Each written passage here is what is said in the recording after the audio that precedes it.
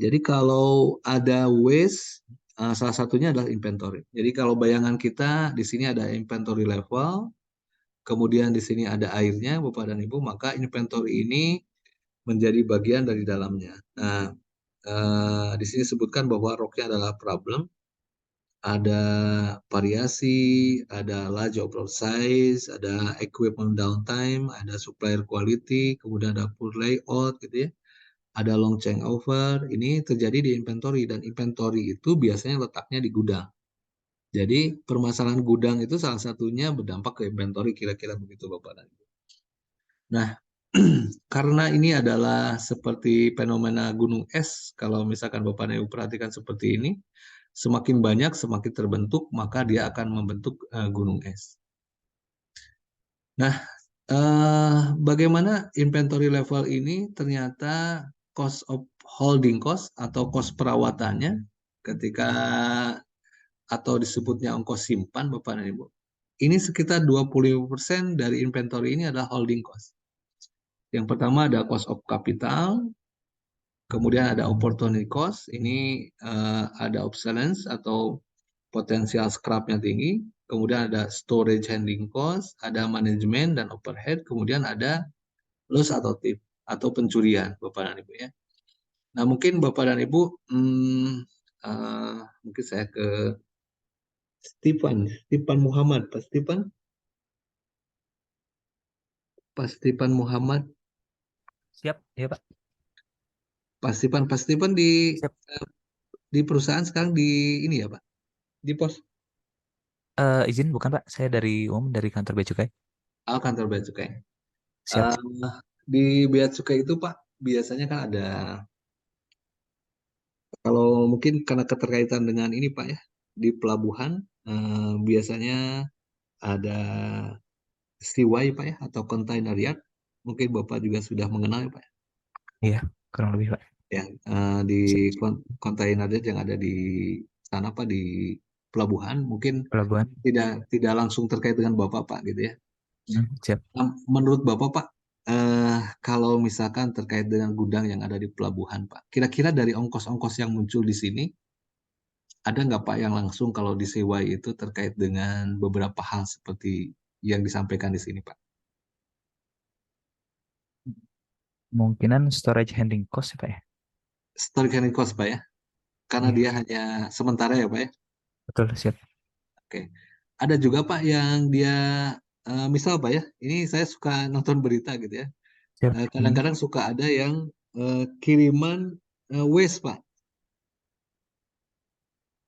Scrap maksudnya Pak ya. Gini. Ya, Sisa hasil produksi. sisa sisa sampah atau apa gitu Pak ya. Iya, siap. Kemudian Siap. dibuang ke Indonesia gitu. Itu masih Oh ada ya iya. Pak ya, kalau di sana? Setahu saya sekarang udah itu masuk ke Lartas Pak ya. Udah nggak Oh, ada. ke atas ya. Oh, oke oke oke. Betul. Berarti yang kalau di gudang ini Pak ya, Iya, yang storage handling cost. storage sama cost. Kemudian Siap. kalau cost of capitalnya Pak, kalau di Bea Cukai, kalau misalkan meskipun tidak terkait lah Pak, tapi Bapak mungkin sangat erat hubungannya dengan konteks di pelabuhan misalkan Pak, di pelabuhan Siap. darat, air maupun udara. Kira-kira Pak, di cost of capital nggak ada ya Pak ya? Izin boleh kalau untuk cost of capital tuh maksudnya gimana Pak? Boleh ini dijabarkan Oke. untuk Cost of detailnya. capital itu ongkos modal Pak. Jadi misalkan begini, jadi misalkan kalau kalau kita membeli sebuah barang, kemudian barang itu beda negara Pak ya, Iya. beda negara. Kemudian karena di Indonesia sekarang sudah populer Pak ya, kalau pembayaran dolar maka kita langsung konversi di Indonesia juga dengan dolar. Nah, cost of capital ini biasanya apakah ada ongkos yang dikeluarkan investasi Pak terhadap penyimpanan barang yang ada di pelabuhan Pak oleh perusahaan dalam hal ini Perindo atau yang lainnya gitu. Kemungkinan ada sih Pak kalau untuk cost of capitalnya. Jadi misalkan pembagian zona ini Pak, oh ini, Hmm. zona ini, apakah ada Pak untuk pembagian seperti itu biasa? Kemungkinan ada sih Pak untuk biaya biaya simpan maksudnya Pak ya. Ya, biaya, biaya simpan di sana, tapi Biaya dia simpan harus investasi tempatnya gitu Pak. Ada ya Pak? ada sih Pak. Setahu saya di JICT kalau di misalkan di Bruk Pak ya salah satunya. Oh, di JTC. Baik, baik, Hmm. baik Pak. Terima TKS. kasih. Siap. Kasih Pak. Ya, baik Pak Sipan, terima kasih informasinya. Pak Alan, halo Pak Alan. Hadir Pak. Pak Alan, Pak Alan ini kalau di perusahaan Bapak nih di kos yang muncul Pak, kira-kira dari ini ada yang belum dicontohkan nih Pak, ada opportunity cost. Ini cost kapital tapi sebagai pendukungnya Pak. Misalkan kita sudah punya investasi gudang, tapi kita harus ada rackingnya gitu ya. Salah satunya itu Pak. Apakah ada nggak Pak di perusahaan Bapak? Kalau di gudang pos sih kita kosongan sih Pak kalau di Biak ya Pak ya. Kalau di sini Hmm. kebetulan Oke. kebetulan tahun ini kita dapat apa proyek distribusi beras ASN, kita bikin sendiri sih Pak. Oh, bukan sendiri. Jadi Heeh. investasi baru gitu Pak ya tempatnya. Iya Pak, kita bikin palet, terus beli apar sama apa APD segala macam sih Pak. Kalau yang tahun ini gitu sih Pak. Oke. Berarti sekarang setiap ada proyek, apakah itu selalu baru Pak atau memang ada alokasi dari budgeting sebelumnya? Kalau karena ini kita baru Pak, jadi kita Hmm. kemarin kan kita berbasis CBA tuh Pak. Jadi kita baru bikin sih Pak kalau di sini tahun ini Pak. Oke. Berarti Baru setelah ada ongkos sebelumnya investasi, kita cuman hmm, ah, gimana? sebelumnya gudangnya cuma buat apa kayak kantong kosong segala macam gitu. Cuman sekarang baru difungsikan gitu Pak kalau di Biak. Oh, oke, oke. Jadi baru difungsikan sekarang Pak ya? Betul Pak, sebelumnya nggak kepake gudangnya Pak. Oh, oke. Berarti nah itu Pak, berarti masuknya ke potensial loss Pak. Ada obsolescence, bisa ke obsolescence karena dia tidak dipakai jadi tidak mendapatkan profit atau potensial loss-nya. Tapi ini terkait dengan inventory berarti harus ada barangnya. Kalau kosong berarti kita kehilangan biaya investasi gitu aja Pak. Siap Pak, betul Pak. Oke. Baik, satu lagi mungkin Bapak dan Ibu ada yang dari ini ada siapa? Hmm, Pak Musli, Pak Musli, halo Pak Musli,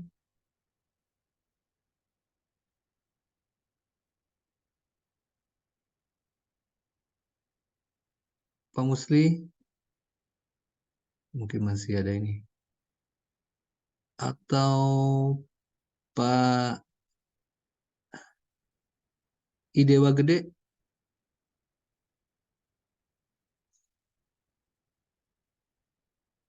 Ya Pak, gimana Pak Gede nih mengenai ini di tempat Bapak? Apakah ada kos-kos yang pernah diidentifikasi di tempat Bapak?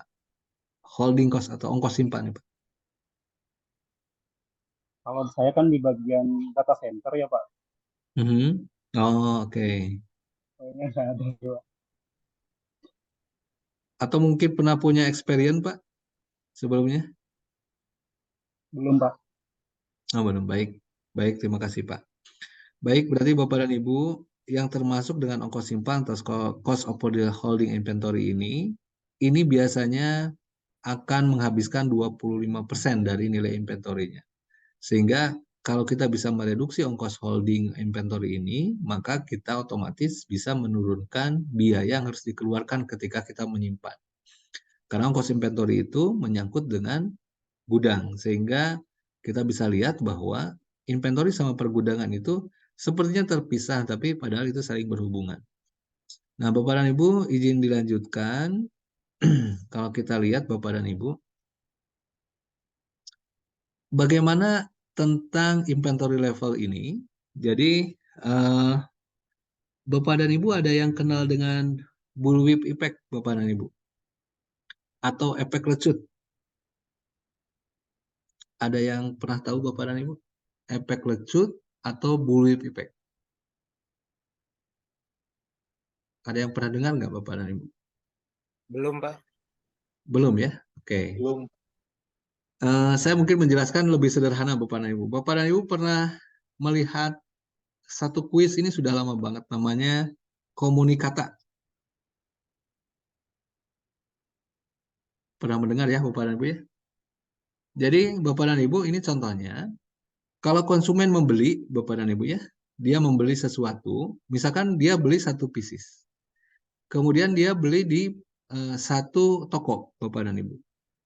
Maka satu toko ini karena ada satu pembeli pertama, oh berarti yang ini laku satu. Maka dia akan, kalau di sini permintaannya satu, kemudian dia akan menginformasikan ke belakangnya. Nah, di belakang itu ada retailer. Retailer ini dia akan berbicara kepada store. Ini laku berapa gitu ya. Kemudian dia akan menyampaikan, oh saya laku satu, tapi untuk persediaan saya pesan dua ya ke sini gitu ya. Dia akan pesan dua nih ke sini. Kemudian nanti dari retailer sini dia akan menyampaikan, oh ini ada pesanannya dua. Maka ke sini itu akan menginformasikan juga ke promotion inisiatif atau misalkan ke supplier HO-nya, dia akan menyampaikan, oh dia ada pesan dua, takutnya dia akan pesan lebih banyak, maka dia akan menambahkan lagi di sini. Nah sampai di sini ini akan bertambah lagi informasinya. Jadi kalau di sini dia pesan dua, kemungkinan ke sini jadi 4, kemungkinan di sini jadi 6, kemungkinan di sini jadi 8, sampai ke manufaktur itu dia bisa pesan 10. Jadi bisa dilihat, semakin panjang rantai pasokannya, maka setiap ada permintaan dari demand, maka dia akan bertambah ke sini. Nah, ini yang disebut dengan bullwhip effect. Jadi, ada getaran sedikit di customer, maka itu akan mempengaruhi ke belakangnya. Jadi, Bapak dan Ibu, kalau sekarang ada fenomena kelangkaan dari barang, ini salah satunya adalah contoh bullwhip effect yang terbalik gitu, Bapak dan Ibu ya. Jadi begitu permintaan besar, dia tidak bisa memenuhi, maka akan muncul yang namanya out of stock atau stock out. Jadi tidak bisa memenuhi. Maka dia akan melakukan, biasanya akan melakukan produksi sebanyak-banyaknya baru dia datang. Tapi untuk datang langsung ke store ini kan tidak bisa. Maka dia harus berjalan gitu ya. Di sini, ke sini, ke sini gitu ya. Dia berjalan setiap tahapan. Sehingga kalau misalkan baru terjadinya minggu ini, mungkin dia akan terpenuhi baru 4 minggu setelah. Gitu Bapak dan Ibu ya. Nah itu yang disebut dengan bullwhip effect. Nah mungkin Bapak dan Ibu ada yang punya pengalaman tentang bullwhip effect itu. Silakan Bapak dan Ibu kalau ada yang punya pengalaman, bisa di-share di sini. Maaf Pak, Pak Yulido saya silakan. baru tahu namanya itu, cuman mungkin udah pernah dilakukan gitu Pak.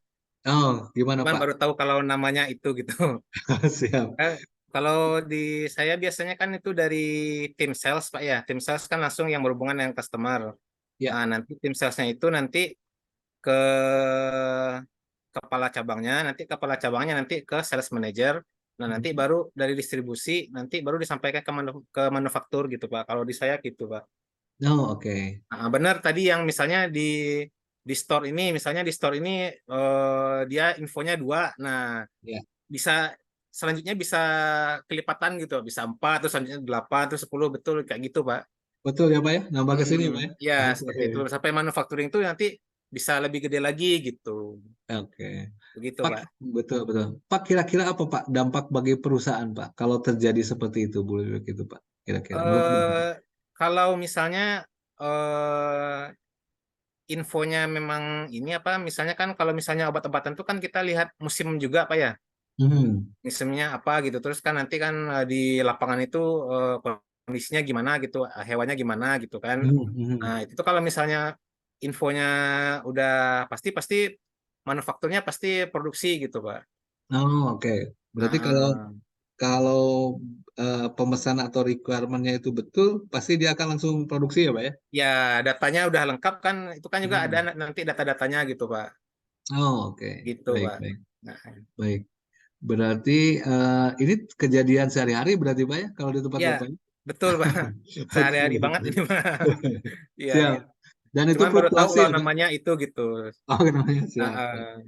Siap. Memang itu Pak, bullwhip effect itu bisa kalau misalkan tidak presisi yang datanya, ya itu juga bermasalah juga Pak ya, bagi modal juga ya Pak. ya betul Pak. Cuman kan kalau misalnya datanya udah tepat kan paling deviasinya nggak terlalu banyak gitu Pak. Ah, oke. Oke. Um, Pak, biasa terjadi berapa persen Pak kalau dari satu produk di tempat Bapak? Deviasinya. paling eh, minimal 1 Pak, maksimalnya 5 Pak, 5% maksimalnya biasanya. Oh, sudah bagus ya. Kalau itu Mm, sudah bagus Pak, 5%. Kecuali Satu kalau produk. ada yang kan ada yang suka ada kasus mendadak gitu. Nah, tapi Hmm. obatnya tuh bukan termasuk di produk ranking gitu Pak. Nah itu juga agak agak kesulitan gitu Pak. Kan Agak ada lama ya misalnya Pak? kasus tertentu gitu apa gitu. Nah obatnya sementara bukan yang produk ranking gitu. Nah itu Iya. mungkin kita agak kesusahan juga gitu di situ gitu. Apalagi Oh kan iya. nanti nyari-nyari suppliernya kan supplier bahan bakunya gitu Pak. Oke. Iya betul Gitu betul. Pak. Iya. Betul betul Pak. Jadi kelihatannya memang terjadi dan itu memang selalu terjadi ya Pak ya. Seperti itu ya kalau di Iya, bisnis hotelnya ya. betul Pak. Betul Oke. Pak. Oke, mungkin itu Baik. Pak yang bisa di-share Pak. Ya. Ya, terima kasih Pak Yulida. Ya, Ini makasih Pak. sangat baik nih contohnya karena mengalami setiap hari untuk apa pakan di ternak ya atau hewan tadi. Yang lain Bapak dan Ibu mungkin punya case lain di produk-produk tertentu mungkin Bapak dan Ibu yang dari pos mungkin pernah mengalami. Oke, baik. Kalau tidak ada, saya lanjutkan. Mungkin contoh tadi sudah clear ya Bapak dan Ibu namanya bullwhip effect. Nanti Bapak dan Ibu kalau searching ada namanya bullwhip effect. Oke Bapak dan Ibu, kita masuk ke demand analysis. Jadi di demand analysis itu kita mencoba memahami bagaimana demand ini adalah untuk produk atau service ya. Demand analysis ini penting sebagai proses kita untuk mengawali Bapak dan Ibu ya, agar warehouse dalam hal ini atau supply chain prosesnya bisa berjalan dengan baik. Karena seperti Bapak dan Ibu sampaikan atau mengetahuinya bahwa demand analysis ini sebagai pintu pertama ketika kita menentukan inventorinya seperti apa. Nah, ini yang perlu kita yang perlu kita cermati dengan baik karena kita bisa memprediksi gitu ya, apakah ini kita bisa berlangsung atau tidak. Nah, baik, demand analysis ini Bapak dan Ibu dibagi dua. Mungkin Bapak dan Ibu nanti bisa memadankan Bapak dan Ibu ya di tempat Bapak dan Ibu. Yang pertama itu ada dependent. Yang kedua ada independent. Saya loncat dulu aja Bapak dan Ibu ya, supaya Bapak dan Ibu terbayang gitu ya. Contohnya Bapak dan Ibu, ini ada tricycle atau sepeda lah Bapak dan Ibu ya. Ini ada sepeda. Nah, yang di atas ini disebutnya independent demand. Karena dia barang jadi. Jadi sepeda, bentuknya sepeda gitu jadi gitu Bapak dan Ibu. Nah, yang ada di bawahnya, kalau Bapak dan Ibu mungkin pernah mengetahui, ini namanya adalah BOM, Bill of Material. Jadi Bill of Material itu adalah kumpulan atau struktur pohon dari bangunan sebuah produk. Jadi kalau ini ada sepeda, itu disusun dari frame, kemudian ada seatnya, ada front wheel, kemudian ada small wheel set. Nah, kemudian di front wheel ini dia ada handlebar, ada pedals, ada large wheel. Large wheel ini dibagi dua, ada rim sama tire. Dan small wheel set ini ada axle sama small wheel ini. Jadi kalau Bapak bayangkan, ini ada batangnya, ada tempat duduknya, kemudian ada untuk bagian depan gitu ya. Ini untuk bagian depannya, kemudian ini untuk small setnya. Nah, ketika kita melakukan pemesanan untuk produk-produk yang di bawah ini, kalau di perusahaan assembling, kalau kita menggabungkan gitu ya Pak, Bapak dan Ibu ya, maka untuk memesan frame, ini pasti harus dengan seatnya, front wheel-nya, sama small seat ini. Jadi tidak bisa hanya satu-satu gitu Bapak dan Ibu ya. Jadi contoh di sini juga sama nih. Rim sama tire ini pasti kalau misalkan laju wheel ini, dia ada tire-nya, pasti kita mesennya itu pasti tire-nya tidak hanya satu, pasti dua, karena bannya ada dua gitu, kira-kira begitu Bapak dan Ibu. Jadi kalau yang berkaitan untuk assembly, ini disebutnya dependent. Tapi kalau yang sudah jadi produk jadi, maka independent. Contoh kasus kalau di Bapak dan Ibu, kalau ini kita tidak produksi, perangko yang ada di PT Pos gitu Bapak dan Ibu ya, ini independen Mas. Tapi kalau Bapak dan Ibu misalkan ada satu produk yang harus dengan pasangannya, maka itu masuknya ke dependen. Ya. Kira-kira Bapak dan Ibu ada yang didiskusikan sampai sini perbedaan dari dependen sama independent demand? Mungkin ada yang mau memberikan contoh? Silakan.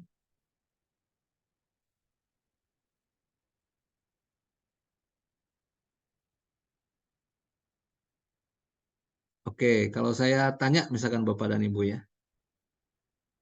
Pak Rena, nggak apa-apa Pak kalau misalkan lagi ada di kantor dan menyimak saya nggak apa-apa, nanti dilewati. Pak Renal atau Bu Bu Giska mungkin sudah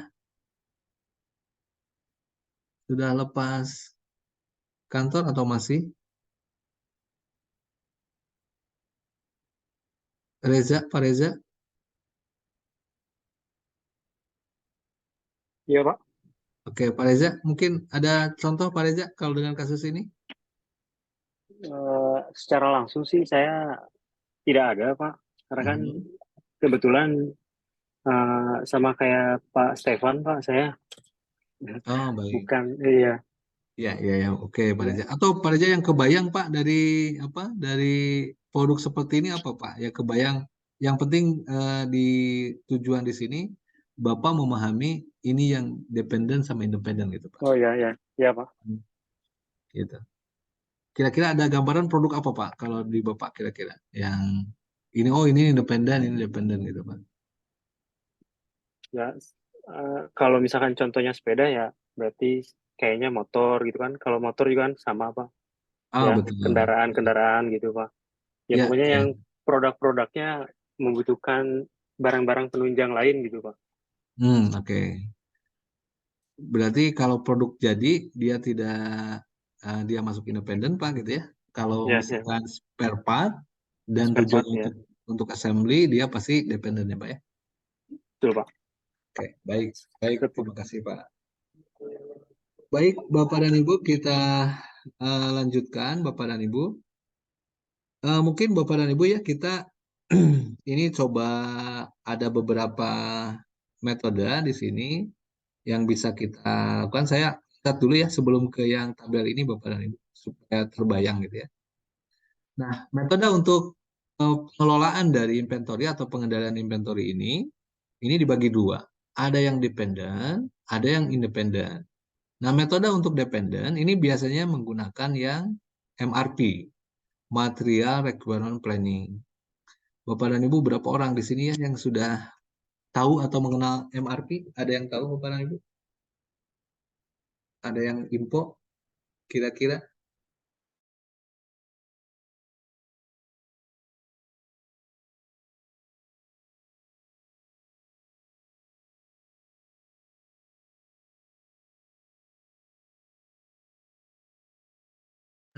Oh, saya sudah tahu MRP. Belum, Pak. Halo, Bu Indira? Ya, belum, Pak. Belum tahu. Belum, Bu Indira belum ya. Yang lain mungkin Pak Yulido atau Pak Reza atau Bu Vina, Pak Novaldi, Pak Nanang. Kalau yang sudah tahu, MRP ini Pak, kalau nggak salah tuh dia tuh apa perencanaan kebutuhan material yang apa untuk manajemen rantai pasok kebutuhan itu Pak. betul Pak Nanang. Apa bahan baku biasanya itu Pak, terkait dengan bahan baku yang dibutuhkan apa dalam rangkaian produksi gitu Pak. Ya, betul Pak Nanang. Pak Nanang pernah menggunakan formulanya Pak Nanang? Dulu pernah baca Pak, sebelumnya pernah baca ada rumusnya kalau nggak salah dibagi biaya simpan kalau nggak salah seperti itu, apakah betul yang itu Pak? Ya, yang ada gross release Pak ya, berapa pesan awalnya, Ya, on dua hand-nya kali berapa, gitu kali Pak ya? order ditambah tambah apa tuh Mas? Dibagi ada pembagiannya lagi gitu Mas. Oh ya Itu siap. Berarti Pak Dadang masih ingat lah Pak ya? sedikit-sedikit Pak. Ya Pak, nanti bisa share. Yang lain Bapak dan Ibu, ini ada MRP, ada just in time, ada EOQ, ada periodical review nih Pak. Kalau yang dependen ini kita kenalkan nanti ada dua, ada material requirement sama just in time metodenya. Kalau independent demand ini ada continuous review, ini namanya EOQ, sama periodical review. Nah dari empat ini Bapak dan Ibu mungkin yang paling mengenal ya yang EOQ ini mungkin Bapak dan Ibu ya. Atau silakan Bapak dan Ibu kalau ada yang mau, oh saya sudah pernah nih yang ini, mungkin bisa kita sharing sama-sama. Silakan Bapak dan Ibu kalau ada.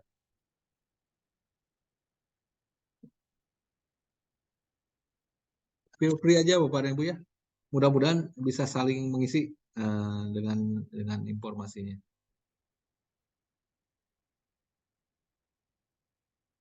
Ada Bapak dan Ibu? Silakan.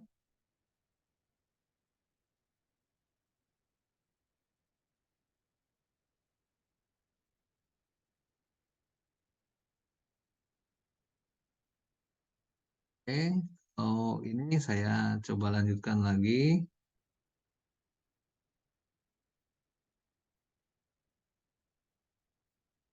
Saya coba lanjutkan dulu.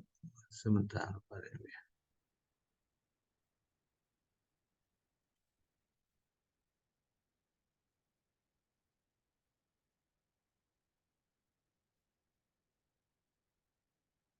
Oke, saya coba perkenalkan Bapak dan Ibu untuk yang saat ini. Jadi saya ulangi Bapak dan Ibu ya. Bayangannya supaya kebayangnya sama Bapak dan Ibu. Kalau untuk yang dependent itu berarti barangnya itu spare part untuk menggabungkan. Jadi assembly gitu Bapak dan Ibu ya. Metode yang digunakan ini material requirement planning sama just in time yang paling populer. Sebetulnya masih ada yang lain. Kemudian yang untuk independent demand ini ada continuous review namanya OKI atau periodical review ya. Nah, nanti kita coba melihat sedikit ya Bapak dan Ibu kira-kira bagaimana untuk beberapa metode ini. Tapi yang perlu dipahami di sini Bapak dan Ibu mengenal bagaimana metode yang digunakan. Jadi kalau misalkan ini adalah produk assembly, Bapak dan Ibu tidak boleh menggunakan EOKI gitu, kira-kira begitu. Boleh menggunakan yang material requirement planning. Nah, selanjutnya Bapak dan Ibu, kita masuk ke sebelum membahas ke metode-metode tadi, kita akan masuk dulu ke forecasting, ya Bapak dan Ibu. Forecasting itu biasanya dimulai dari demand pattern. Demand pattern atau pola permintaan ini biasanya muncul dari reaksi atau perlakuan customer. Kita bisa melakukan ini untuk meramalkan atau memperkirakan berapa pemesanan berikutnya. Nah, ini hubungannya dengan life cycle policy. Nah, Bapak dan Ibu, mungkin kemarin Pak Yulido ya yang sudah menyampaikan. Di tempat saya Pak diramalkannya 3 bulan sekali. Jadi 3 bulan ada perencanaan gitu ya. Dari data 3 bulan kemudian direncanakan untuk ke depan. Nah, ini bisa dilakukan oleh Bapak dan Ibu sama dari berbagai tipe produk yang dikeluarkan. Sehingga dengan mudah mungkin dari tipe-tipe barang kita bisa melakukannya. Yang berikutnya, ini promosi. Jadi demand pattern ini bisa muncul juga selain demand itu karena penjualan. Kalau promosi mungkin beda lagi. Karena promosi itu biasanya mempengaruhi dari penjualannya. Jadi ada dua. Ada karena demand yang sudah daily operation, ada juga yang berasal dari promosi. Nah, demand pattern ini Bapak dan Ibu, ini kira-kira ada 3 Bapak dan Ibu ya. Kalau kita lihat. Ini ada yang siklus seperti ini naik turun gitu Bapak dan Ibu ya. Tapi ini cenderung naik. Kemudian kalau diambil rata-ratanya ya di tengah-tengah begini. Kemudian kalau diambil rata-rata untuk trennya seperti ini. Jadi yang paling dikenal di dalam proses atau pattern itu, yang pertama itu siklik Bapak dan Ibu, yang ini disebutnya siklik. Kemudian yang lurus seperti ini yang warna merah, ini adalah tren. Jadi kalau dalam proses atau dalam memperkirakan pasar, mungkin sebaiknya kita akan melihat dulu pola datanya seperti ini dulu. Baru kita tentukan apakah pola data itu tren gitu ya, trennya tren naik atau tren turun. Atau dalam forecasting disebutnya adalah tren positif atau tren negatif. Atau ada juga yang memang dia siklik atau siklus begini. Ya. Nah itu biasanya disebut dengan seasonal atau siklus pattern ya atau cyclic pattern. Nah, maka dengan cara seperti itu kita biasanya melakukan peramalan Bapak dan Ibu ya. Nah, peramalan ini adalah proses proaktif untuk mengestimasi berapa level permintaan yang bisa diprediksi di masa yang akan datang. Nah, bisa kita lihat forecasting ini sangat mempengaruhi bagaimana keputusan untuk yang pertama ya, berapa besar jumlah inventory yang harus kita simpan. Kemudian bagaimana fasilitasnya dikembangkan nih karena adanya permintaan ini. Kemudian kita juga bisa mendiskusikan bisnis perspektifnya seperti apa. Nah, kalau kita lihat dari beberapa aktivitas di dalam bisnis gitu Bapak dan Ibu ya. Kalau tujuannya untuk bisnis planning, ini biasanya time horizon-nya antara 2 sampai 5 tahun. Datanya harus ada. Jadi kalau kita membuat untuk bisnis baru, kita akan membuat perusahaan baru gitu Bapak dan Ibu ya. Di bisnis planning kita harus membuat datanya itu 2 sampai 5 tahun. Karena semakin banyak data akan mengurangi variasi dari hasilnya gitu Bapak dan Ibu ya. Sehingga ini harus lama. Nah, kalau marketing ini levelnya untuk produk family ini adalah 12 sampai 18 bulan. Ya, ini datanya. Kemudian kalau untuk produksi ini terkait dengan individual item karena kita berbicara kemarin itu item, maka ini 6 sampai 9 bulan. Nah, yang berikutnya ini kalau untuk pergantian stok ini tergantung lead time. Jadi lead time-nya berapa lama, kemudian baru kita ramalkannya berdasarkan lead time ini. Nah, Bapak dan Ibu, semakin atas ini semakin strategik. Semakin ke bawah semakin operasional. Jadi kalau misalkan kita merancangnya untuk pergantian stok saja, maka itu bicaranya sangat level operasional sekali. Tapi untuk produksi, yang di atasnya dari stock replenishment ini. Dan marketing, ini ada di tingkat setelah di strategi. Nah, ini Bapak dan Ibu ya, sebagai gambaran bagaimana kita melakukan prediksi atau demand forecasting dari data yang sudah ada. Gitu, Bapak. Sampai sini, Bapak dan Ibu, ada yang ditanyakan? Silahkan. Kalau ada yang ditanyakan.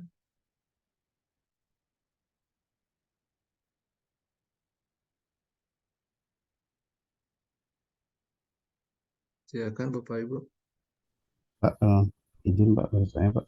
Ya, silakan Kalau Pak Dadang. terkait dengan demand ramalan ini Pak, time horizonnya apakah itu udah fix seperti itu? Apakah menyesuaikan dengan bisnis perusahaannya Pak?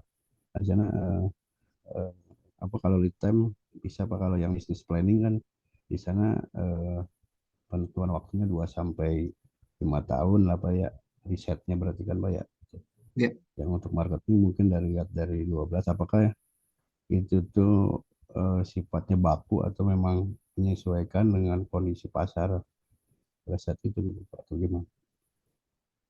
Baik, Pak Dadang. Aturannya apa harus seperti ini atau bisa ini misalkan production planningnya bisa 1 sampai 3 gitu, lebih pendek apa gitu gimana Pak?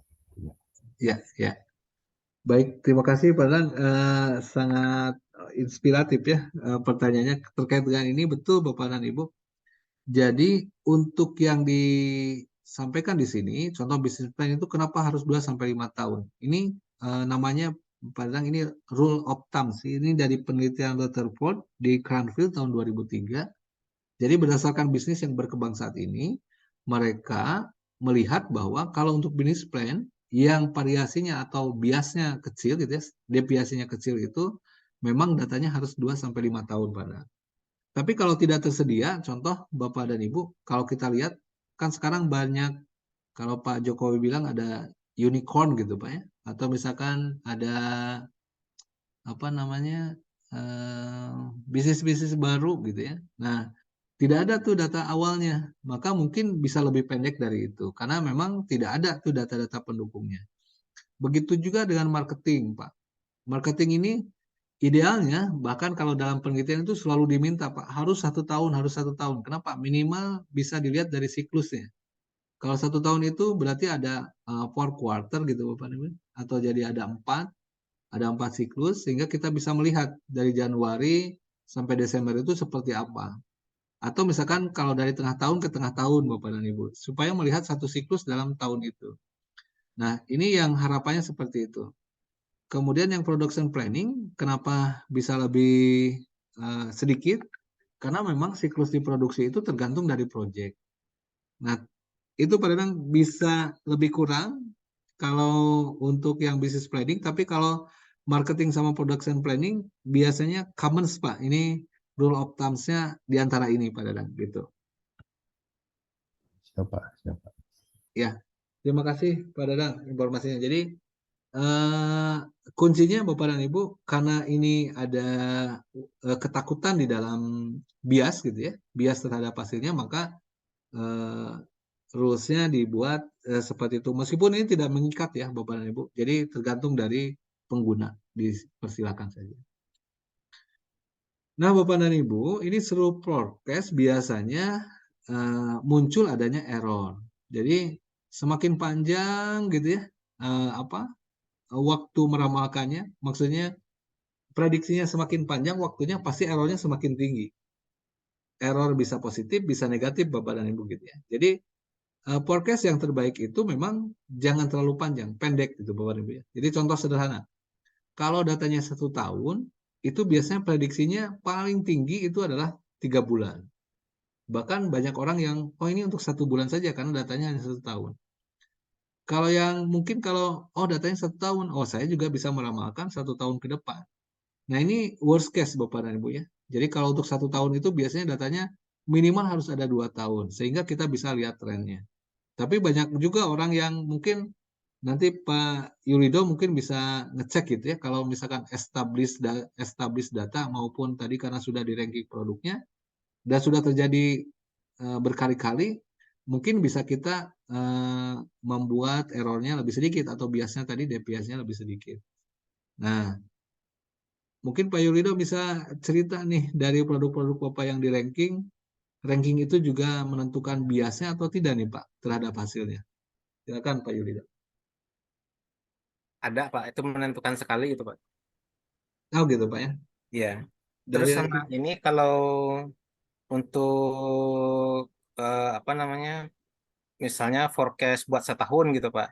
Nah, itu tuh biasanya tergantung dari kebijakan manajemen. Nah, untuk tahun depan itu naiknya berapa persen gitu. Oh oke. Jadi kan dari datanya yang setahun, misalnya tahun 2024 kan, nah datanya dari tahun 2023 itu dibagi 12, nah nanti dikalikan berapa persen naiknya gitu, biasanya gitu Pak. Jadi Oh munculnya data setahun itu untuk gambaran aja gitu Pak, tapi tetap nanti untuk per bulannya kita tetap review lagi gitu. Kalau itu kan untuk ramalan setahun gitu Pak ya. Nah oh, gitu Pak. jadi ada review lagi ya Pak ya? Tentunya ya. Iya, per bulannya pasti ada review, soalnya kan kita meramal gitu Pak ya, pasti nanti ada yang biar apa, biar deviasinya nggak terlalu tinggi, kita tiap bulan review lagi gitu Pak. Oke. Cuman yang untuk setahun itu untuk bayangan di manufaktur aja gitu, kira-kira setahun kita tuh harus produksi segini gitu. Oke. Gitu Pak. Jadi kan manufakturnya ada ancang-ancang juga buat persiapan bahan bakunya gitu Pak. Oke. Berarti tidak kaku ya Pak ya kalau gitu ya? Iya gitu Pak. Oke, oke, oke. Mana Pak yang biasanya keputusan atau kebijakan manajemen juga kan melihat data Pak ya? Iya betul Pak. Biasanya tinggi atau enggak Pak? Atau dianggap challenge saja Pak tuh untuk kebijakan eh Challenge sih Pak, challenge. challenge Kalau ya? biasa, ya biasa kan di sales, sales itu kan biasa kan di challenge kayak gitu. Siap, Iya. siap. Jadi kan nggak misalnya naiknya 20%, tapi nyatanya itu enggak gitu. Nyatanya kan misalnya 16%, 17% gitu, Pak. Oke, Itu challenge dari manajemen aja gitu. oke, oke ya. Gitu, Ya Pak. baik, baik. Masuk akal ya Pak ya kalau gitu Pak ya. Takutnya menjadi ini Pak, menjadi KPI, bahaya juga ya Pak ya. Iya. Betul, Pak. Baik, baik. Terima kasih Pak. Jadi dari perankingan tadi Pak Yulido memang ini menjadi contoh kenapa biasnya nggak bisa tinggi, bisa rendah gitu ya. Bahkan dalam satu titik tertentu kebijakan dari pemilik perusahaan atau manajemen itu menentukan sendiri gitu ya. Dan itu menjadi KPI. Kalau jadi KPI ya itu yang ya target gitu Pak ya. yang menjadi apa bisa dikatakan challenge atau berbahaya bagi timnya, Bapak dan Ibu. Nah, Bapak dan Ibu, dalam melakukan peramalan ini ada dua metode. Jadi yang pertama ada kualitatif, yang kedua ada kuantitatif. Kualitatif ini biasanya kita memiliki data yang sedikit. Nah, ini biasanya ada produk baru atau teknologi baru. Ini sangat penting mempunyai orang-orang yang memang punya intuisi dan experience supaya menentukannya bisa presisi, Bapak dan Ibu. Jadi kenapa orang yang punya pengalaman di dalam bidang kerja tertentu dia memiliki harga yang memang kalau masuk ke perusahaan yang lain itu berbeda karena yang diperlukan itu institusi sama experience ya, Bapak dan Ibu ya. Kemudian di quantitative method ini biasanya digunakan kalau situasinya sudah stabil, gitu ya. Beda dengan yang di sini tadi karena produk baru, teknologi baru. Ini biasanya ya metodenya kualitatif. Atau dengan kata lain tadi, Pak, tergantung pemilik saja dia meramalkan gitu ya karena dia punya intuisinya, oh sekian, sekian, sekian gitu ya. Maka dia akan mencoba, berarti try and error di sini. Kalau yang sudah punya pengalaman, mungkin dia base dari pengalaman yang lain, kemudian dia rilis untuk produk yang dia akan lakukan. Untuk produk baru sama teknologi ini. Nah, kalau quantitative method, ini bagi situasi yang stabil. Punya data historis. Biasanya pada produk yang sudah ada, atau teknologi yang sudah ada. Maka baru Bapak dan Ibu, kita bisa melakukan forecasting untuk penjualannya. Ini contohnya misalkan Bapak dan Ibu, sekarang kan sudah ada televisi yang Android sama plasma gitu Bapak dan Ibu ya. Ini dibandingkan dengan televisi yang sekarang, ini bagaimana nih? Kalau datanya, TV-nya baru Android, trennya lebih ke sana, dukungan teknologi ke sana. Ini gimana nih peningkatannya? Padahal pengguna televisi sekarang lebih menurun. Untuk bisa menggait lagi pengguna televisi dengan menggunakan internet, maka keluarlah TV Android, kira-kira begitu. Nah, setelah itu baru kita bisa melakukan, karena produknya lama gitu ya, televisi, tapi dengan tambahan inovasi, kita mungkin bisa meramalkan apakah ini berapa nih permintaan untuk ke depannya. Nah, ini yang dilakukan di situasi ini. Nah, berarti Bapak dan Ibu kita bisa simpulkan, kalau produk-produknya baru atau teknologi baru yang akan diluncurkan, maka metode yang digunakan adalah kualitatif. Kualitatif itu apa? Berarti kita membuat peramalan berdasarkan intuisi tadi atau pengalaman. Kalau kuantitatif berarti bisa dihitung berdasarkan data yang sudah ada. Nah, Bapak dan Ibu, untuk yang demand forecasting ini ada beberapa metode ya. Yang kualitatif dulu. Ini judgmental atau menentukan sendiri. Bisa survei, bisa panel, bisa DLP. Contoh misalkan ya, yang DLP ini saja, Bapak dan Ibu. Ini caranya ngecek secara persepsi. Saya misalkan nanya sekarang ke Pak Rikson, misalkan Pak Rikson.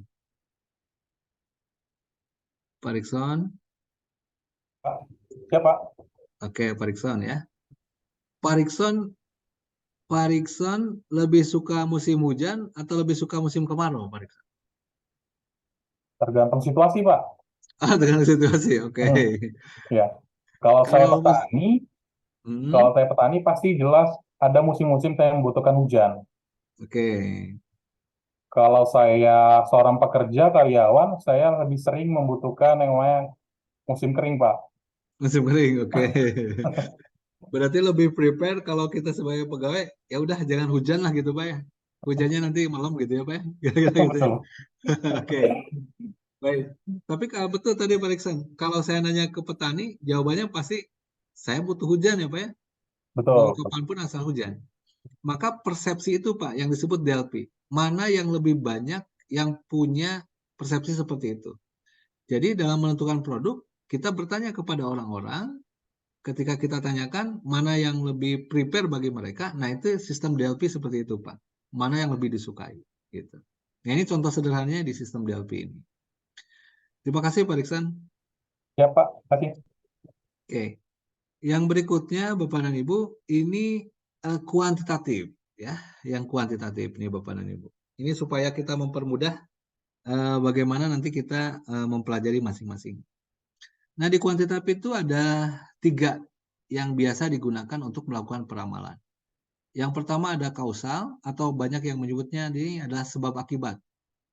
Kemudian ada projektif, dia melakukan perkiraan terhadap data masa lalu tapi dibentuk dengan beberapa namanya indeks. Nah, yang terakhir ini dengan simulasi. Simulasi mungkin ini tidak akan diperkenalkan Bapak dan Ibu ya. Nah, di dalam kualitatif ini ada linear regresi, ada single sama multiple. Tambahannya ada econometric model. Nah, kemudian ini projektif, ada namanya time series. Time series ini di dalamnya ada moving average. Nah, ini saya masih ingat tadi kemarin Pak Yulido ini namanya moving average gitu Pak Yulido. Jadi merata-ratakan dalam 3 bulan, kemudian diramalkan, namanya moving average di sini. Oh, oke Pak, siapa? Ya, jadi di sini Pak ini moving average. Kemudian ada exponential smoothing. Jadi eksponensial itu berarti dia loncat ke atas tapi diperhalus gitu Bapak Ibu ya. Ini eksponensial. Jadi ke atas sekali. Jadi loncat, ada loncatan tertentu. Nah, ini eksponensial. Yang berikutnya ada trend analysis, kemudian ada seasonal model. Nah, Bapak dan Ibu mungkin dari semua metode ini saya memperkenalkan saja karena mungkin Bapak dan Ibu saya pikir ya, kalau misalkan punya pengetahuan, nanti Bapak dan Ibu tinggal lihat kalau untuk detailnya. Nanti kita akan perkenalkan satu-satu. Kita coba perkenalkan satu-satu. Nah, Maaf, sehingga kalau, ya, silakan Pak Ibu. mau bertanya, kalau eksponensial smoothing itu mungkin dari yang tertinggi kali Pak ya, diambilnya dari data yang tertinggi kali Pak ya? Ya, Pak. Biasanya dia diambil dari loncatan, Pak. Kalau misalkan Bapak di statistik, kalau ada loncatan permintaan gitu, Pak ya. Jadi Iya, misalkan iya. rata-ratanya 8 sih yang pesan. Tapi ternyata ada loncat 16, Pak. Nah, kalau 8 ke 16 Iya. itu eksponensial artinya. Oke. Siap, Gitu, Pak. Pak. Terima kasih, Ya. Pak. Ya. Baik. Ada lagi Bapak dan Ibu kira-kira yang di sini? Jadi petanya Bapak dan Ibu, kalau Bapak dan Ibu mau meramalkan, nanti tentukan dulu ini kualitatif atau kuantitatif. Kenapa saya harus ngambil kualitatif? Oh, karena produknya baru. Clear, Pak. Tapi kalau produk lama, Bapak ngambil kualitatif, mungkin ada kekeliruan. Nah, kemudian kalau produknya lama, Bapak pakai kuantitatif, jelas. Tinggal Bapak nanti pakai apa? Mau pakai kausal, mau pakai projektif, gitu ya. Dan kalau simulasi juga boleh, Bapak dan Ibu, gitu ya. Baik, saya lanjutkan lagi, Bapak dan Ibu. Pada judgmental kualitatif, Bapak dan Ibu, di sini biasanya subjektivitasnya tinggi. Karena ada opini, ada judgment. Jadi opini, kemudian judgment. Misalkan di sini Pak Rikson nih. Pak Rikson di PT Pos sudah berapa tahun, Pak? Oh, saya udah hampir 13 tahun, Pak. 13 tahun. Berarti sudah sangat kenal sekali, Pak. Kalau yang belanja di pos itu, kira-kira begini. Nah, berarti itu judgment Bapak tuh, Pak. Gitu. Gimana, Pak? Kalau misalkan ada yang customer, Bapak pernah di pelayanan, Pak ya? Pernah, Pak, pernah. Pernah di pelayanan. Mungkin pada produk-produk tertentu Bapak bahkan tidak akan meramalkan, cukup dengan intuisi Bapak bisa mengajukan, oh sekian nih perlunya. Pernah Pak seperti itu? Izin, Pak, kurang jelas, Pak. Kurang jelas, Pak. Iya, kurang jelas, Pak. Karena lagi ada kegiatan juga di kantor, Pak. Jadi, Oh gitu. Baik. iya. Gak apa-apa Pak Iksan. Tadi gak apa-apa. Yang lain mohon maaf, jelas suara saya enggak? Jelas, Pak. Jelas, Pak. Jelas, Pak. Jelas, Jelas, Pak. Ya, oke. Mungkin di Pak Iksan saja. Pak Iksan nggak apa-apa, Pak Iksan. Atau Bapak dan Ibu ada yang di pelayanan nggak di sini? Teman-teman di sini ada yang di pelayanan nggak? Pernah di pelayanan? Bu Pina atau Pak Novali atau Pak Pernah, Rudy? Pak, pernah. Pernah. Gimana, Bu? Permintaan peramalan ini sih Pak, materai kira-kira hari ini yang datang berapa orang ya? Saya butuh gitu Pak. Oke. Yang beli materai gitu Pak. Terus Ya, ya. biasanya dulu saya di Filateli, biasanya hari Sabtu itu kunjungan orang asing ke Batam itu biasanya Jumat Sabtu tuh full. Kira-kira saya Mhm. siapin kartu pos atau itu berapa ya gitu loh Pak. Oh, oke. Dulu Bu pakai metodenya gimana Bu kalau Ibu waktu menentukannya? Ikut tren juga sih Pak. Karena kalau materai Oke. biasanya di awal bulan Pak, 1 sampai tanggal 20. Tapi kalau Mhm. akhir tahun lonjakan lebih tinggi gitu Pak permintaan karena mau akhir tahun ya Pak ya. Ya, Nah, ya, seperti ya. itu. Kalau untuk kunjungan orang asing sih biasa Singapura Malaysia masuk di hari Jumat Sabtu gitu Pak. Jadi oh ini Oh, ada yang mau beli perangko gitu Pak. Ada atau saya harus siapkan sekian atau ada yang beli kartu pos gitu Pak. Seperti itu oke. sih Pak. Datanya dari bulan-bulan sebelumnya mungkin Bu ya bisa diambil ya. Betul Pak. Dari bulan-bulan Hmm. sebelumnya. Oke, oke, baik, baik. Oke, menarik juga ya Bu ya. Perangko dan kartu pos itu juga menjadi barang unik berarti Bu ya sekarang ya. Iya betul Pak. Oke, oke. Baik, terima kasih Bu Riani. Ini contoh juga Bapak dan Ibu dengan judgement sama opini. Mungkin Bu Riani tidak memakai, bukan tidak memakai, maksudnya menggunakan judgement, tapi sebetulnya menggabungkan dengan kuantitatif. Jadi membuat rata-rata, oh dulu atau bulan kemarin, misal ya, ada 100. Nah, sekarang saya harus mengadakannya 150 lah untuk siap-siap gitu ya, karena ternyata akan banyak. Nah, ini diantaranya seperti itu Bapak dan Ibu. Yang berikutnya ini time series, Bapak dan Ibu, ini sebagai yang tadi di yang kuantitatif, ini menggunakan demand history. Jadi sifatnya ada yang statik sama adaptif. Statik itu berarti tetap Bapak dan Ibu ya, dan datanya sudah ada. Tapi yang adaptif ini Bapak dan Ibu, mungkin Bapak dan Ibu ya, bulan Januari, Februari ada. Tapi bulan Maret ada yang hilang datanya. Maka itu bisa diambil rata-rata. Nah itu yang disebut dengan adaptif. Jadi kita menyesuaikan datanya. Yang berikutnya kausal. Kausal ini sebab akibat.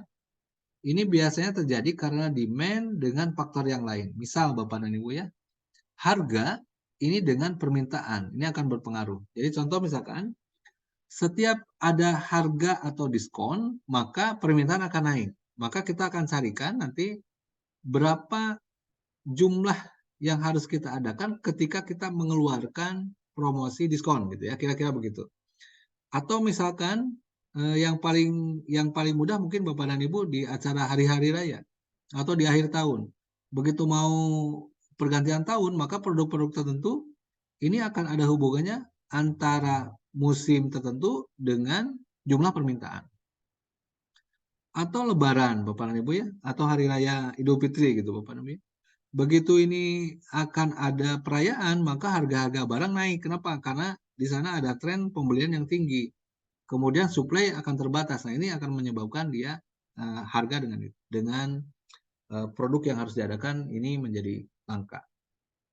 Nah, yang terakhir ini simulasi. Simulasi Bapak dan Ibu ini nanti akan mungkin tidak akan disampaikan karena simulasi memerlukan tools tambahan. Jadi ini sebagai tambahan saja. Tapi yang perlu ini di 3 ini Bapak dan Ibu. Ya. Saya lanjutkan dulu Bapak dan Ibu. Peramalan ini mudah kalau produknya ini tetap atau sudah tua Bapak dan Ibu. Jadi mudah kalau itu sudah tua. Tapi kalau yang baru launching, wah susah banget nih Bapak dan Ibu ya. Seperti produknya PT Pos Pak, ada produk apa Pak yang dengan Oranger baru tuh Pak? Oranger Untuk kemitraan, pelayan. Pak. Iya Pak? Oranger kemitraan. Oranger kemitraan Pak ya? Hmm. Untuk launching produk baru itu pasti melakukan kajian dulu kan Pak ya? Kajian untuk bisa apakah ini bisa berjalan atau tidak. Nah itu akan lebih sulit kalau itu produknya baru. Gitu. Dibandingkan dengan produk yang lama akan lebih kelihatan. Kemudian ini kita bisa menentukan untuk customer seperti ini dia lebih visible dan bisa melihat dari end demand-nya ini bisa kita tentukan dengan baik kalau produk-produknya itu lama. Tapi kalau produk baru, nah ini agak kesulitan Bapak dan Ibu ya. Sehingga kalau yang produk-produk lama biasanya short term tadi, ini contoh Pak Yulido tadi, atau misalkan Ibu Riani tadi ya, karena sifatnya itu sudah tahu bahwa ini bulanan gitu ya, terjadinya hanya 1 bulan sekali misalkan gitu ya, maka ini short term karena produk-produk baru. Tapi kalau produknya lama. Tapi kalau produk-produk baru, Bapak dan Ibu, kita harus meramalkannya lebih panjang lagi karena harus mencapai siklus dari produk tersebut. Gitu. Baik Bapak dan Ibu, untuk yang peramalan ini kita akan lihat 2 komponen. Yang pertama ini ada jenis, saya langsung ke gambarnya saja Bapak supaya kelihatan. Bapak dan Ibu, seperti yang tadi disampaikan, yang lurus ke atas itu tren. Kemudian ini levelnya, ini kemudian ini sessionnya Bapak dan Ibu. Yang disebut bias itu ada noise-nya Bapak dan Ibu ya, noise-nya ini. Kalau yang trend data seperti ini Bapak dan Ibu, itu adalah level permintaan yang paling rendah gitu ya. Kalau misalkan ini produknya lama. Tapi kalau yang tren, ini yang positif nih Bapak dan Ibu, yang positif seperti ini. Gitu ya, tren ke atas berarti tren ke atas. Nah, ini berarti seasonal tapi dia naik gitu ya. Kemudian di sini ada noise. Noise-nya itu kalau misalkan ini puncak ke bawah berarti negatif. Kalau dia puncak ke atas berarti positif. Nah, noise itu disebut juga dengan bias. Selisih antara garis yang rata-rata ke sini dengan itu disebutnya noise. Tapi kalau dalam deviasi itu disebutnya dengan bias atau deviasi tadi. Nah, ini yang dilihat dari forecasting. Maka kalau kita punya data 12 bulan atau berapapun datanya, kalau misalnya kita punya datanya 3 minggu, dibuat harian saja Bapak dan Ibu. Biar kelihatan siklusnya seperti ini. Nah, kalau sudah melihat seperti ini, Bapak dan Ibu akan lebih mudah ketika itu dilakukannya secara visual. Beda dengan angka-angka. Nah, ini langkah pertama kalau dalam peramalan, Bapak dan Ibu bisa membuat plotting data dulu ya seperti ini. Gitu ya. Nah, Bapak dan Ibu kemudian kita lihat. Nah, ini yang dimaksud dengan forecasting untuk yang teknik-teknik tadi yang ada di kuantitatif. Jadi kalau simple average Bapak dan Ibu gampang, dari 12 bulan tinggal dirata-ratakan, berarti bulan depan itu adalah rata-ratanya. Ya, ini yang simple average. Kalau misalkan yang moving average Bapak dan Ibu, ini kita lihat dalam 3 bulan, kemudian 3 bulan ke depan diramalkan. Kita rata-ratakan dalam 3 bulan, kemudian yang berikutnya itu adalah hasil peramalannya. Nah, kalau exponent splitting, berarti kita akan melihat data tren sampai bawah seperti ini. Saya izin dulu buka biar kebayang Bapak dan Ibu ya. Ini salah satu contoh. Sebentar. Exponential splitting. Sambil saya nyari ini Bapak dan Ibu, ada yang didiskusikan, silakan. Mungkin ada yang masukan dan lain-lain, silakan Bapak dan Ibu.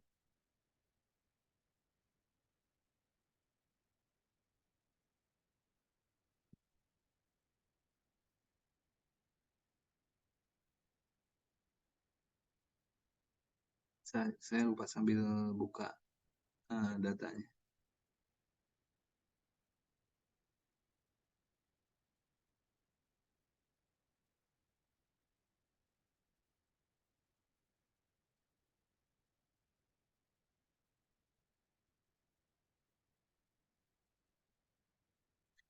Oke, Bapak dan Ibu, sebentar saya share.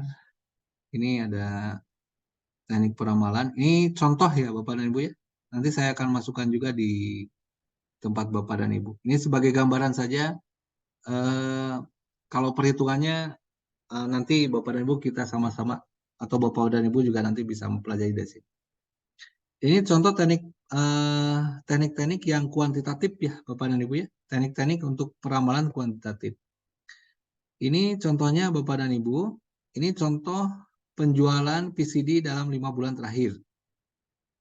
Ini bulan 1, 2, 3, 4, 5. Kemudian ini ada kepingnya. Ini data lalu penjualan PCD ini. Nah kemudian pertanyaannya, kira-kira 3 bulan ke depan akan berapa gitu Bapak dan Ibu ya? Akan berapa? Maka tahap pertama yang kita lakukan, ini bulan pertama ada 5,1 ribu keping, bulan kedua 5,9, sampai bulan ketiga ini 7,1. Nah, yang pertama kita lakukan adalah kita plot datanya. Kita bisa melihat datanya seperti ini. Kira-kira menurut Bapak dan Ibu, ini datanya apa nih Pak? Kalau dari gambaran tadi, Bapak dan Ibu. Apakah seasonal, apakah tren, atau rata-rata kira-kira? Mungkin yang kelihatan ini sepertinya seasonal ya, tapi karena datanya sedikit, Bapak dan Ibu, ini tidak terlihat ya, karena di sini naik, turun, kemudian naik lagi. Kemungkinan ini seasonal. Maka kalau kita punya data, nanti Bapak plot dulu, Bapak dan Ibu plot dulu, kemudian kita lihat trennya. Nah, contoh Bapak dan Ibu, kita menggunakan regresi linier. Ya. Ini rumus standarnya Bapak dan Ibu, A plus BT. BT-nya ini adalah waktu ya. A ini di sini disebutkan sebagai variabel untuk yang dicari nanti konstantanya, B ini adalah konstanta B. Jadi contoh di sini bulan 1, kemudian ini adalah penjualan ribu kepingnya, kemudian dikalikan antara bulan dikalikan dengan penjualannya, kemudian ada dikuadratkan untuk bulannya, kemudian demand-nya dikuadratkan. Ya. Nah ini Bapak dan Ibu ini nggak usah bingung, ini pakai Excel untuk peramalan regresi nilai sudah bisa. Jadi Bapak dan Ibu tidak perlu membuat seperti ini. Ini hanya manualnya saja. Kalau Bapak dan Ibu menggunakan rumus yang ada di regresinya. Jadi contoh misalkan Bapak dan Ibu untuk mencari konstanta A, ini memang harus diketahui B dulu. Jadi B ini adalah jumlah dari perkalian T dikali D, kemudian ada sigma D sama sigma T. Sigma dari TD ini sudah disimpan di sini Bapak dan Ibu ya. Ini DT. Jadi sigma itu adalah jumlah dari masing-masing. Jadi kalau ini ada D, sigmanya yang ini. Kemudian ini bulan, sigmanya yang ini. Kemudian jumlah dari ini adalah di sini. Jumlah dari sini ada di sini, jumlah dari sini sini. Jadi sigma itu adalah penjumlahannya. Kemudian kita tinggal masukkan ke rumus di sini, maka akan muncul B-nya 0,43, nanti B-nya dimasukkan ke sini. Kemudian nanti A-nya tinggal dimasukkan di kalkulasi. Isinya di sini. Sehingga ketemu tuh bahwa A-nya 4,92, kemudian B-nya 0,46.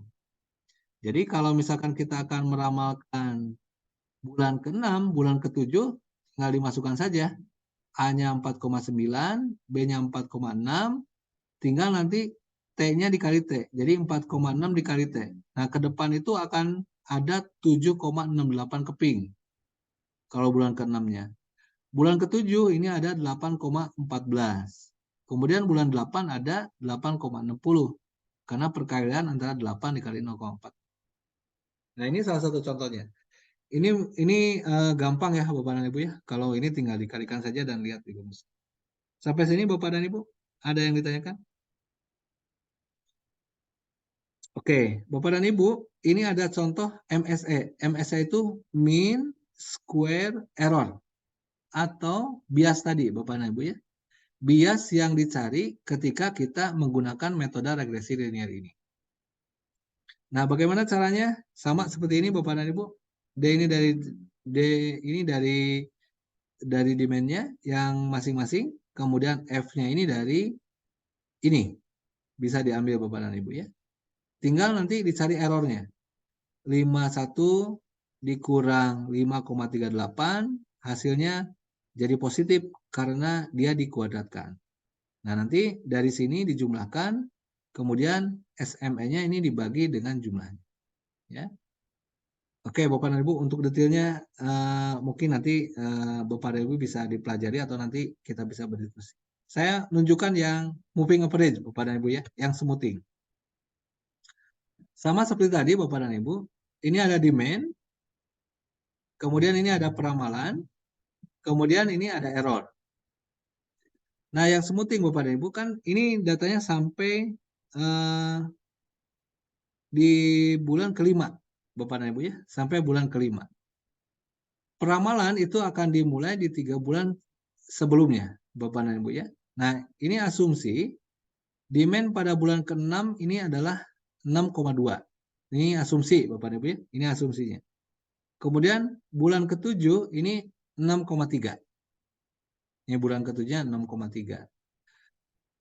Kemudian Bapak dan Ibu, ini diramalkan untuk bulan ke-4 ini karena 1, 2, 3 Bapak dan Ibu ya.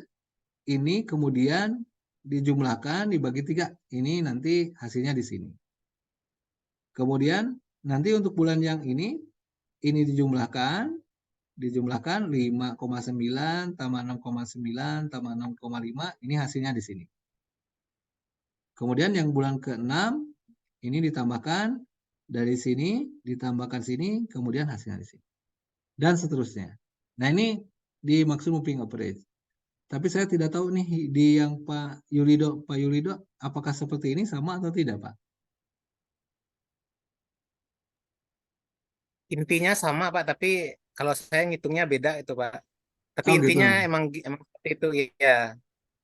Kalau di Pak Yulido Sama gimana, yang Pak moving, Yulido? sama yang tadi yang tertinggi tadi juga kurang lebih seperti itu Pak.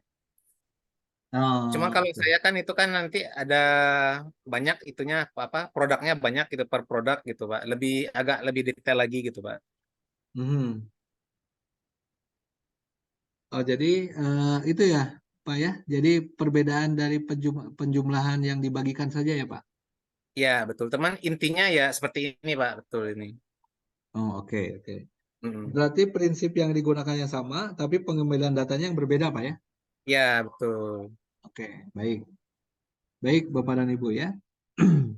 Baik, Bapak dan Ibu, ini dua contoh dulu, Bapak dan Ibu, terkait dengan moving average ini.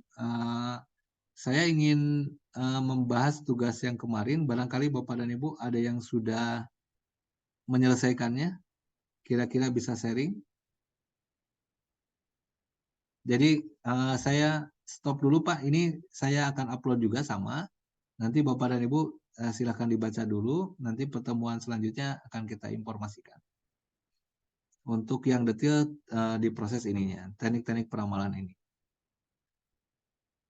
Baik, Bapak dan Ibu, silakan kalau ada yang sudah mengerjakan, barangkali ada yang share.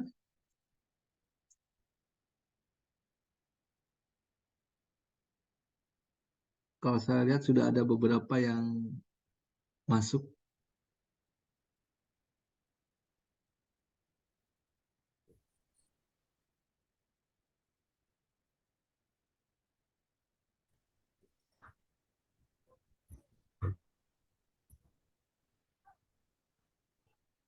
Ada Bapak dan Ibu? Kira-kira yang sudah menyelesaikan? Itu tuh datanya yang kemarin itu Pak, yang di slide itu Pak ya, pengertian Betul, yang itu Pak ya, stok yang sama safety stock Pak. yang stok siklus itu Pak ya. Betul, Itu betul Pak. cara ngupload di itunya tinggal di drag aja Pak, Word-nya ke sana gitu. Betul, betul Pak, betul. Di e-learning Pak ya. Di e-learning kan di drag gitu aja Pak ya, Ya, gitu. ya Bapak tinggal dimasukkan saja, nanti masuk ke akun Bapak. Nanti di sana ada kuis kan Pak ya? Ada, sebentar Pak. Misalnya file kosong Pak, saya masukin file yang kosong. Ya, di sana itu ada tugas 01 ya Pak, assignment. Jangan saya klik, tapi isinya kosong, nggak ada apa-apa. Saya tarik aja yang tugas saya itu yang Word. Tapi sudah masuk ya Pak, yang Bapak? Sudah mungkin Pak. Sebentar Pak. Ini sudah ada 20, sudah ada 8 nih Pak yang masuk nih Pak. Coba ya saya cek Pak Dadang. Pak Dadang. Nah Bapak sudah masuk nih Pak. Memang tinggal drag saja Pak. Oh ya siap. Berarti udah Pak ya. Tinggal Ya, gitu Pak. aja berarti. Kalau tampilan di saya begini nih Pak, Bapak Ibu. Nah ini. Tampilan seperti ini. Ini yang sudah, ini contohnya Pak Yulido, ini berarti sudah ada filenya Pak di sini. Kemudian ini Pak Dadang nih Pak, ini sudah ada juga.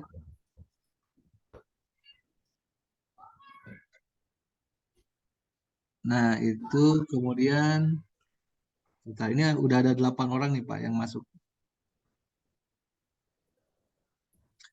Ibu Indira, Pak Muhammad Ridho nih, Pak Musli,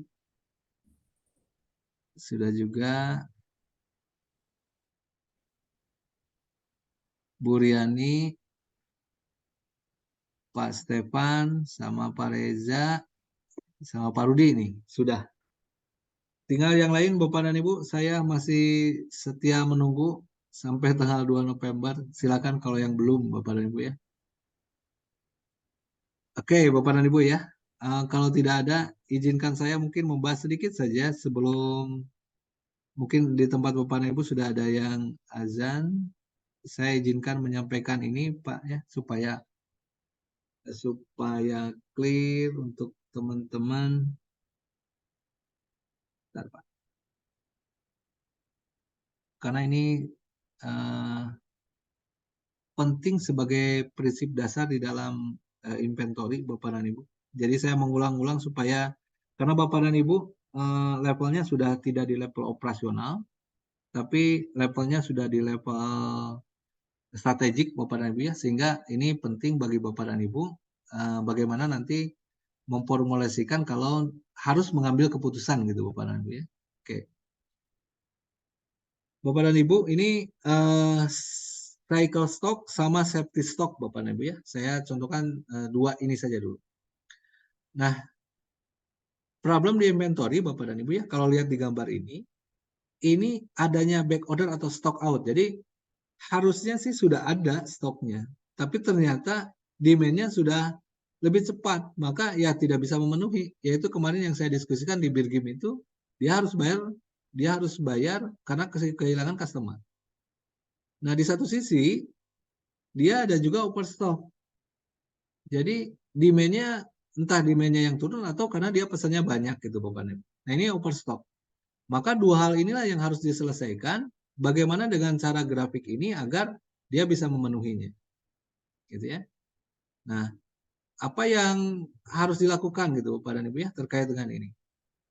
Nah, kalau safety stock ini biasanya juga ada yang menyebutkan ini buffer stock Bapak dan Ibu. Maka dari data yang tadi gitu ya, dari kebutuhannya 400, maka dia menyimpan untuk safety stocknya ini 100. Sehingga kalau kita lihat rata-ratanya bukan di 200, tapi ini akan tetap di 200-nya dijadikan sebagai dasar, tapi dia punya penyimpanan 100. Jadi ketika ada stock out, dia masih bisa memenuhi karena masih ada safety stocknya. Begitu Bapak dan Ibu ya. Nah ini yang dilakukan kenapa ada safety stock. Jadi average-nya dia akan menjadi 300 karena dia akan ada safety stock. Kemudian Bapak dan Ibu, ini terkait dengan safety stock sama cycle stock. Nah, cycle stock ini Bapak dan Ibu kalau kita lihat di sini, cycle stock ini berkaitan dengan berapa jumlah yang akan datang di setiap cycle-nya. Jadi kalau dilihat di sini Bapak dan Ibu, ini level inventory levelnya 400, maka dia akan berhubungan dengan replenishment period atau kapan barang itu akan datang lagi. Maka yang rentang antara 0 sampai 400 ini disebutnya adalah cycle stock. Kemudian di sini ada average cycle stock, ini setengah dari cycle stocknya. Maka dengan demikian kalau kita lihat cycle stock itu adalah adanya average demand Bapak dan Ibu dikalikan dengan replenishment period atau replenishment time-nya. Berapa waktu ini adanya, maka dia akan ketemu nanti dengan rata-ratanya ini. Nah, apa hubungan dari dua ini antara cycle stock sama safety stock? Mari kita lihat Bapak dan Ibu. Jadi kalau sudah ada cycle stock sama safety stock, dan di sini ada replacement time, maka kita bisa mengukur optimalisasi ketika terjadi stock out maupun kelebihan stok. Nah, dengan data ini maka kita bisa melakukan namanya optimal inventory level. Jadi kalau ada stok out-nya berapa, ada kelebihannya berapa, tapi kita selalu memasang safety stock ini nanti akan ketemu kira-kira maksimum minimumnya berapa. Nah, memang ini harus didiskusikan berdasarkan banyak faktor. Dan ini biasanya cross department ya, tidak bisa hanya satu departemen saja. Nah, terkait dengan ini Bapak dan Ibu, maka biasanya yang paling berperan itu ada 3. Yang pertama sales planning, ini demand, ada manufacturing atau pabriknya, yang ketiga adalah purchasing proses. Kenapa purchasing proses? Karena orang purchasing yang bisa menentukan kira-kira berapa waktu replenishment-nya ketika sales atau demand itu meminta.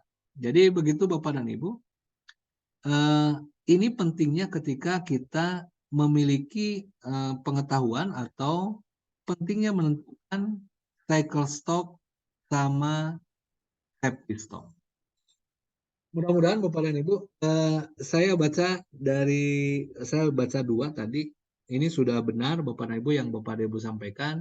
Mudah-mudahan dengan penjelasan ini Bapak dan Ibu juga bisa tetap menyampaikan tugasnya mungkin dengan cara yang berbeda, menyampaikannya sehingga Bapak dan Ibu sangat paham tentang hal ini. Baik, Bapak dan Ibu, silakan kalau ada yang didiskusikan mengenai ini yang terakhir ini dari tugas kemarin. Ada?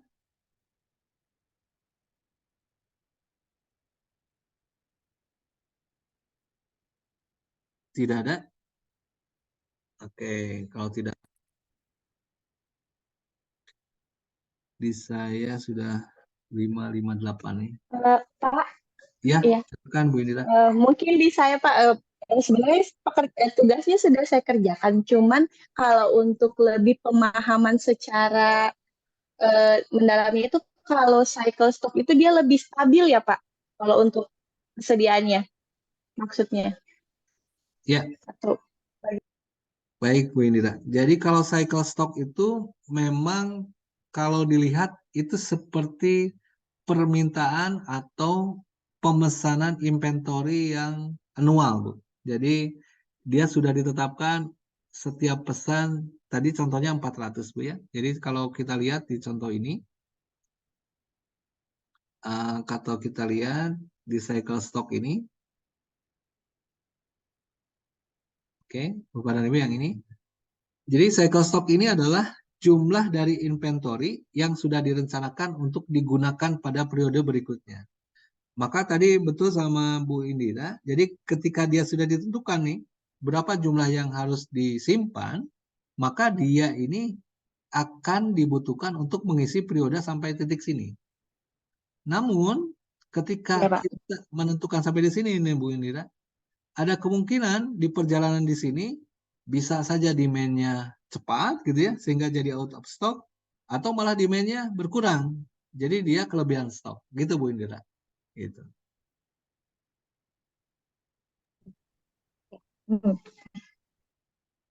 Clear ya Bu Indira kira-kira penjelasannya? Ya, clear Pak. Oke, baik. Baik, terima kasih Bu Indira pertanyaannya. Ada yang lain Bapak dan Ibu? Silakan kalau masih ada.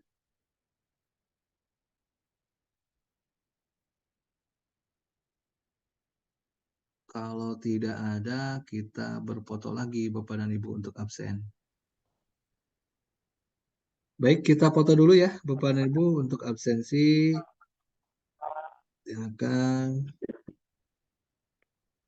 Kita satu dulu. 1, 2, 3. Sekali lagi 1, 2, 3. Tahan dulu Bapak dan Ibu. Saya ngambil slide kedua.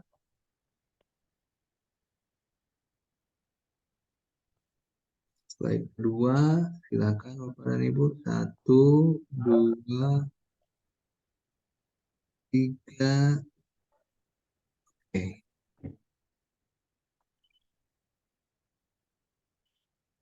Baik. Ibu, terima kasih atas kehadirannya.